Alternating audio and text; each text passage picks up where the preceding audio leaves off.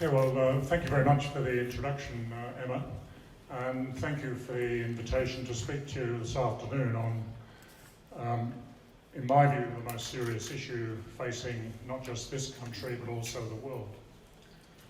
I've entitled this talk Climate Change and Immediate Existential Risk to Humanity, which requires emergency action, because that is actually what we are facing. And it's a discussion we haven't had in this country, and indeed we haven't had globally, and we need to. So just to quickly go through the status of where climate change now is. It's happening faster than we expected. It's driven by human carbon emissions from fossil fuels, agriculture and land clearing. That's been crystal clear for a long time. The basic science has been well understood really since the 1880s. The uncertainties you hear about relate to the speed and extent of its impact. And by and large, they've been badly underestimated. Not necessarily the fault of the scientists, but just because we don't know enough about the full potential interaction of increasing carbon dioxide on the climate. The initial objective of the UN framework on climate change in 1992 was to prevent dangerous interference with the climate system. And what we're already seeing now with this is that's happening at the 1 degree C temperature increase we've seen globally today compared with pre-industrial times. The Paris Climate Agreement really is a fallback position because we failed to meet the original objective we set in 1992. If you look at the temperatures around the world on average, this is a picture since back in the 1850s from the latest IPCC work, and you can see that the lower line is the average global temperature increase. And today it's reached just below 1 degree C, below 1 degree C compared with pre-industrial levels. But the effect on land is actually greater. And on land, the average temperature is about 1.5 already, just above it. And what you will see is quite major regional variations. So some parts of the world will be, in fact, higher than that, and others will be lower. So in terms of the average 1.52 degrees C you hear about, large parts of the world on average are already there in terms of a lower limit. This gives you a picture of what's happened since 1880, 1990, compared with the last 4 years. And the darker areas here are warmer temperatures. So you can see the quite pronounced increase in temperature in the Arctic and spreading down into the areas of North America, Central Europe, Middle East and China. And part of the reason for this I'll come to later, which is changes in the jet stream around the Arctic. If you look at the Paris Climate Agreement, this picture shows you over time on the bottom axis the level of emissions globally going back to basically 1990, and you can see that they are continually climbing up to the present day. Now, if we want to actually meet the Paris Agreement, which is to limit temperature to well below 2 degrees C, and ideally toward 1.5, then we have to bring emissions down globally in line with those 3 coloured lines you see. And the longer we leave it, the steeper the drop has to be. But the critical point is they have to come down. Now at the moment, we are on a business as usual path. Even after 30 years of negotiations, we've achieved precisely nothing in terms of reducing emissions. They're still going up in line with worst case scenarios. The Paris Agreement itself had a range of voluntary commitments made by countries, including Australia. And if they are implemented, which is not yet happening fully, then you get this orange line. Now, that line means that effectively emissions are not reducing. Even by 2030, they'll level off, but they're not coming down. So the Paris Agreement really doesn't get us to where we've got to be if we're serious about stopping these temperature increases. So we really have a yawning chasm between the Paris rhetoric of it being a tremendous diplomatic triumph and the practical reality of what it was going to achieve. Now the idea is it will be ramped up in future years, but the problem now is we don't have very much time to do that. And as you probably noticed in the media, there's plenty of squabbling about whether we should actually do anything. So the problem, the real emergency we have is from emissions going up, which is where we are now, to getting them coming down extremely fast is the big challenge that we now face and humanity globally faces. If you just look at these temperature increases I talked about, we've seen 1 degree temperature increase now. 2 degrees basically is the upper limit of the Paris Agreement, and 1.5 is the lower. 3 is where the Paris commitments will get us to if we manage to implement them. And 4 is the path we're currently on. Now, that all sounds fine and average, but what does it actually mean? Well, firstly, at 1, we're already seeing the Arctic sea ice and the West Antarctic ice sheet moving into tipping point phase where we cannot stop that melt any longer. 2 is now the boundary of extremely dangerous climate change. 3 is outright social chaos, according to some of the best national security experts around the world. And 4 represents and is basically incompatible with any organised global community. Now, that basically means global collapse in the sense of human civilization as we know it. Those are the odds, those are the things we're basically gambling with at the present time by doing what we're doing and allowing this fossil fuel fueled economy to continue. If you look at the latest pictures, this is a graph over time on the bottom axis just showing what happens with different scenarios into the future. The top one is what happens if emissions don't peak. The middle one is the Paris cuts plus some later action. And the bottom one is the radical cuts needed to basically stay below 2 degrees C. And the point of this is that you can see the 1.5 degrees C, it doesn't matter whatever we do now, we're going to hit 1.5 by around 2030. So the bottom end of the Paris Agreement is already locked in, irrespective of any action we take now. If you look at 3 degrees C, one of the problems we have with the way this entire issue is talked about in terms of these average temperatures is what it masks is what are the hard-nosed practical impacts of those types of temperature change. And in a recent report, we tried to put together some of the impact of that. And what it means, and this is a 3 degrees C by 2050 scenario, which is perfectly credible if we don't start to move much, much faster than even Paris is telling us at the moment. We're going to see ecosystem collapses like coral reef, rainforest in the Arctic, extreme heat days above 100 days per annum in many regions and extreme flooding. The sea level rise is around 0.5 of a metre. Many nations and regions become uninhabitable because of extreme conditions. We may see up to 1 billion people displaced and having to relocate around the world, either within countries or between countries.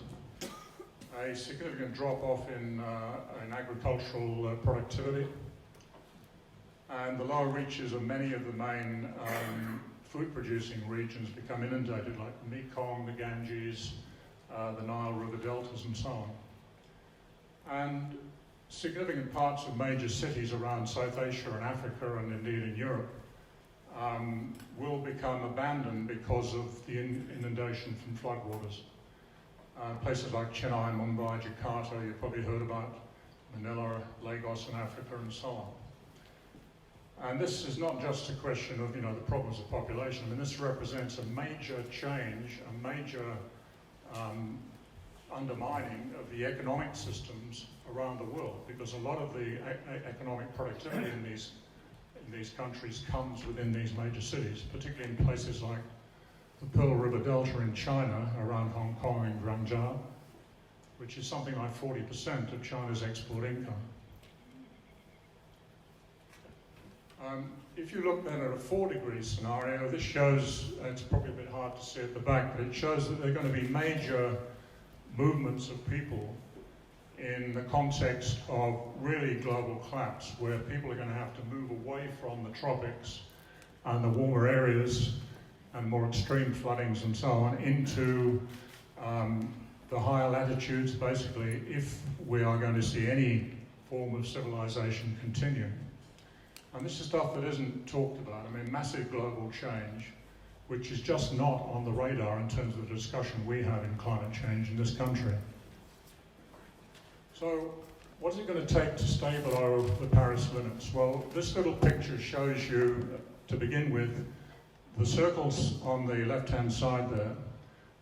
The larger circle represents the total resources of fossil fuels in the world. The middle circle represents the reserves of fossil fuels. So that's the part of the resources that can actually be extracted economically and technically at this point in time. And the smaller oval is the amount we're actually producing from today. So in other words, those are the developed oil and gas and coal fields that we're currently using. If you were to convert just that small oval of the current production into carbon dioxide, that's the bar you get in terms of total emissions if you burnt it all. And you can see, again, it's probably a bit hard from the back, but the bars show coal, oil, gas, and so on. If you then say, well, what's the budget to basically stay below 2 degrees C or stay below 1.5 degrees C, and you come up with these green bars. The larger one is 2 degrees C, so we have a bigger budget to stay below 2, and the smaller one is 1.5. So you can see that even at 2 degrees C, we can only actually use up and burn about 80% of the current existing production potential. So the rest of it becomes stranded assets and have to be left in the ground. At 1.5, it's even lower, and the figure is about 35%. So it means that we have to stop certainly any new fossil fuel projects if we want to stay below those limits. And we have to start winding back the existing fossil fuel industry very fast. Now that is something that is not being talked about here and not really globally to the extent it needs to be. But there is a problem with this, and that's for a 50 or a 66% chance of success. Now, you know, if you get an aircraft to fly to Melbourne, you don't expect a 50-50 chance of getting there, or a 60% chance. You wouldn't do it. So why is it that we're prepared to gamble the future of human civilization on a 50-50 chance of achieving it? You know, this is crazy stuff. If you actually look at, this diagram, it's the probability of success function, the blue line, for achieving a different level of success as you move from the left to the right on the bottom axis. So what it says is that you've so far burnt emissions, the grey bar, since the Industrial Revolution, which is about 600 gigatons on the vertical axis, petagrams, sorry. If you were to take a 33% chance of success, you can see it on the bottom, you go across to your budget, you then have an amount you can burn, which is the green arrow, which is the space between the emissions we've emitted so far and the top line. If you move to 50%, the arrow drops. If you move to 66%, it's smaller again, which is what the IPCC have done in the previous slide. But if you take a reasonably sensible chance of success, say 90%, then you actually have no budget left at all. Now what that means is we should actually stop the use of fossil fuels today. We should not burn another ton as from now. Now of course that's not going to happen because we're addicted to the stuff at the moment, but it does emphasize the urgency of getting off it as quickly as we can. The big lie in Australia is that we only emit 1.3% of global carbon emissions, and therefore whatever we do is inconsequential. We can therefore continue building coal-fired power stations, developing LNG in the Northwest Shelf, building Adani, etc., etc. I mean, this is utter nonsense. I mean, you heard it in the newspapers this week, we've heard it for years. If you include exports, which you have to, because we are now in a global system where the more emissions that go into the atmosphere, it doesn't just affect China and India and places where they consume it, it affects us. So you have to include exports, even though the accounting framework the UN uses allocates those emissions to China and India. The fact, quite simply, is we are now in the top 5 carbon polluters worldwide, and very shortly, if the government has its way, we're going to be number 3. So whatever we do matters in a big way, and there's a whole lot of things that I haven't even included in those numbers, which is the shale gas in WA, CSG, Galilee Basin, and so on. And you can see this is, I won't get into this in detail, but this is a picture of if we were aiming for 1.5 degrees C, what our emissions would mean if we continue the way the government wants to go. And you can see that we become something like 13% of global emissions, essentially by 2030 or thereabouts, which is completely suicidal in the context that we're now placed in. Part of the problem is that fossil fuels are still massively subsidised. Whatever the government says, we are not allowing for the costs of climate change in the costs that the community is now having to bear. If you include those costs, the IMF, the International Monetary Fund, updated their report this year. We are currently subsidising fossil fuels to the tune of $4.6 trillion annually, which is much, much greater than anything that goes to the low-carbon renewable alternatives. And in Australia, that share is about 42 billion Australian dollars, which is more than we spend on defence. Now, you never hear this coming from the industry or the government, but that's the reality, not from me, but from the International Monetary Fund, which are not exactly an extreme sort of left-wing organisation.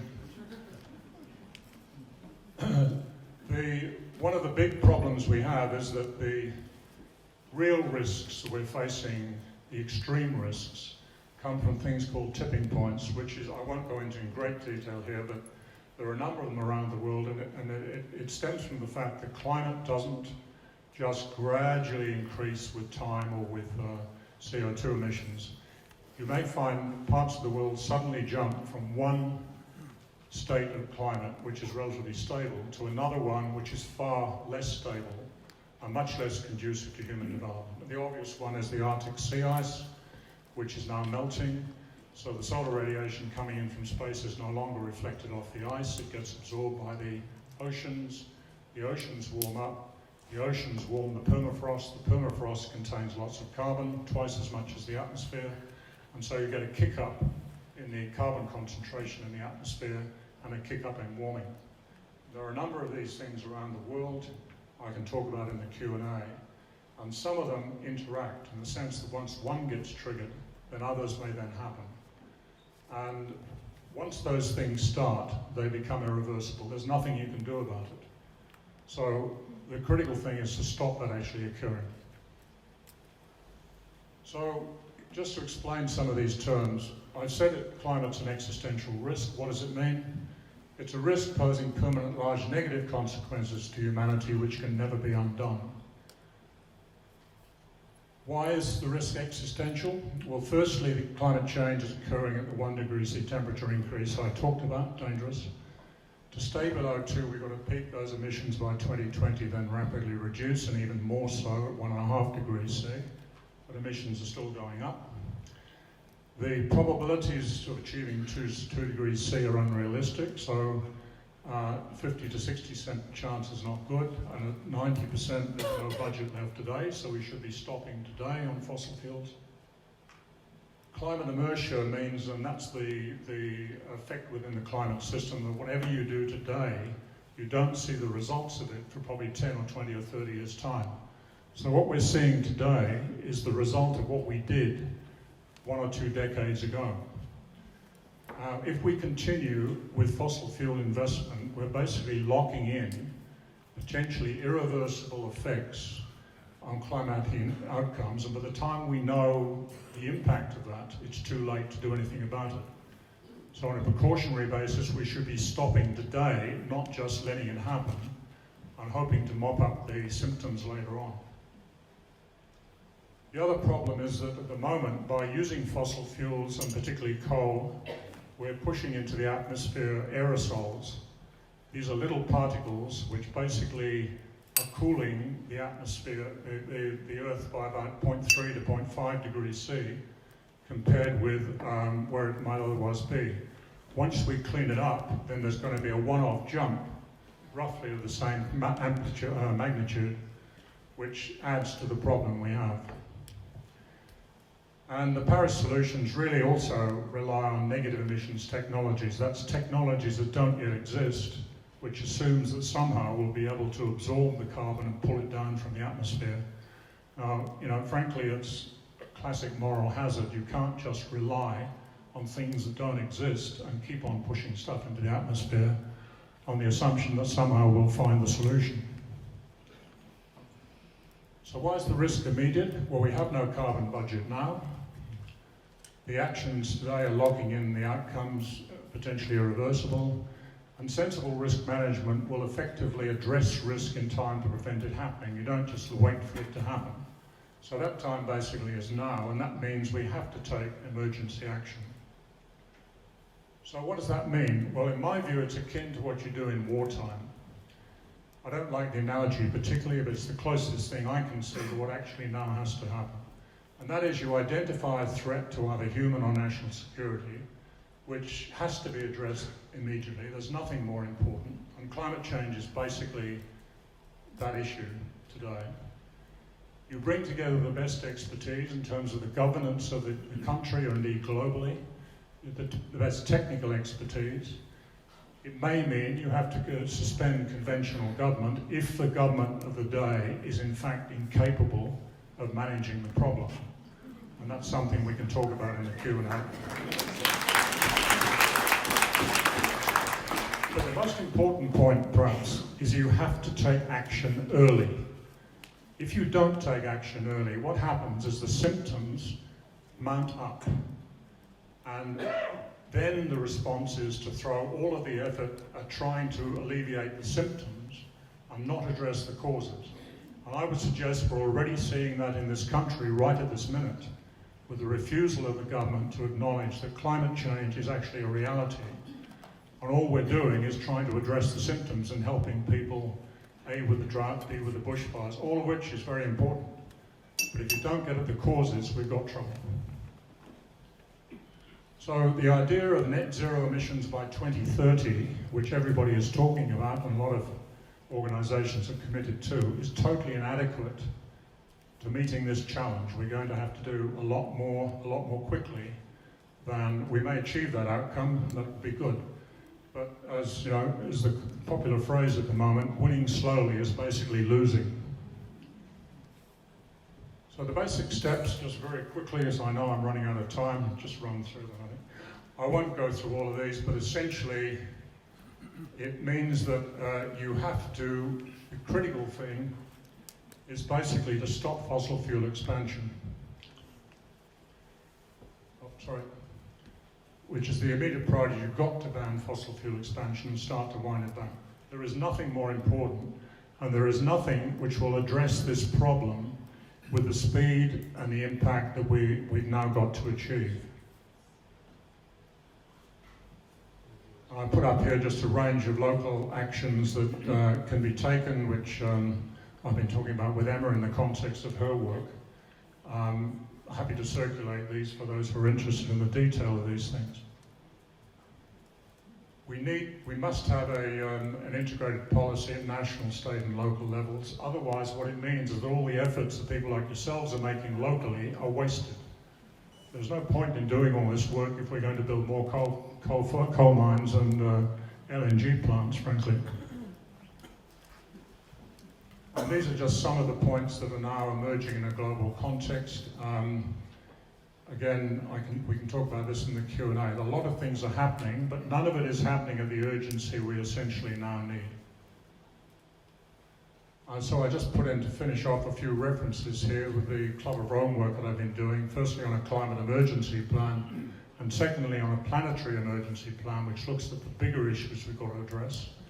in terms of economic models, economic growth and so on, but the critical thing is to address climate, because if we don't fix that, then the rest of it becomes fairly academic.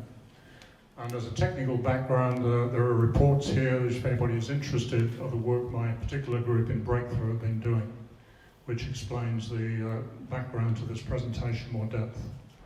Okay, thank you very much. It's a very potted version.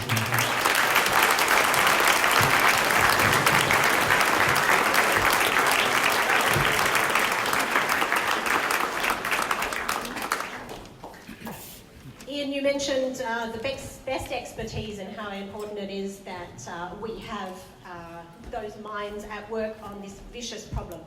So thank you for your leadership over so many years on this issue. Thank you for giving up your time this afternoon, and thank you for your immense expertise and your generosity in speaking out again and again in public and this afternoon and in the media, so that we have the best chance we can possibly give our kids of a safe future. So would you join with me in thanking Ian again for his presentation?